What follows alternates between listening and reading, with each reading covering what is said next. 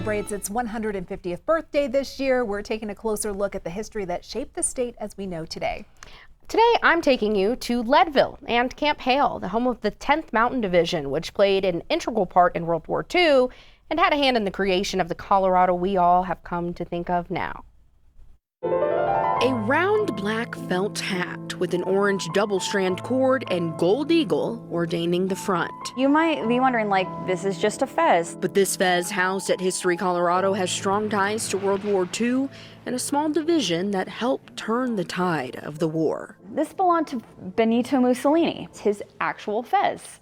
It was found in a closet and then brought home by a 10th Mountain soldier. All of the items Anschutz military collections specialist at History Colorado Center, Sydney Mock, placed on this table are from the 10th Mountain Division, which trained in Colorado during World War II. What made this division unique? So this is the first time that mountain warfare is introduced into the U.S. Army. They are specialty trained in both skiing and mountain climbing in order to prepare them for any kind of mountain warfare scenario. They recruited men who had all kinds of outdoor skills. Back then, there weren't many skiers. So the U.S. Army was actually producing literature like this, which we used after the fact to train, teach people how to ski, in the 50s and 60s. They trained right here in Colorado up at Camp Hale, which is right outside of Leadville. So training up at 10,000 feet really helped them get prepared to fight in the Italian mountains.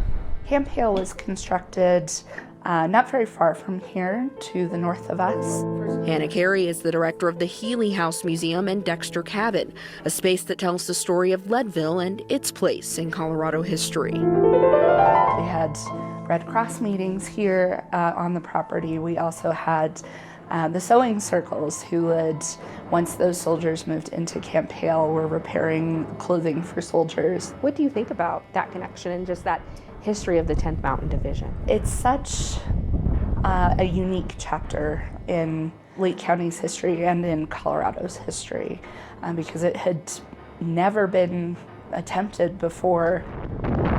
We made our way out here to Camp Hale. It is snowing, it's windy, it's extremely cold, but these were the perfect conditions for these soldiers to train for this one-of-a-kind mission. Here are aspects of the climbing training at Camp Hale, which becomes really important for the battle at Riva Ridge in Italy. The 86th are sent out to climb a 2,000-foot cliff face in the middle of the night to surprise the Germans. They're able to do that, and because of their heroic efforts, the rest of the division's able to break through the Gothic line. Come on, you bunch of ridge runners!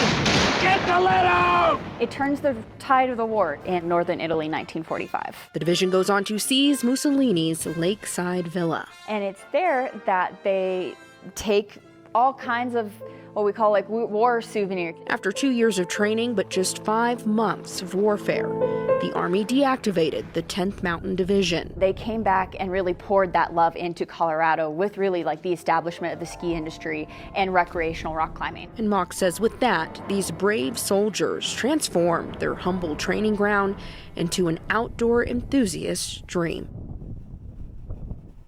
What incredible history. I love seeing all the artifacts. Me too. I will say, if you want to see the artifacts up close and personal, Healy House has an exhibit featuring the 10th Mountain Division and some of those items in the story. It opens up tomorrow. I know it's a little bit of trek, but Leadville, I think it's worth it. Worth it if you're a history buff. Yes. We'll be right back.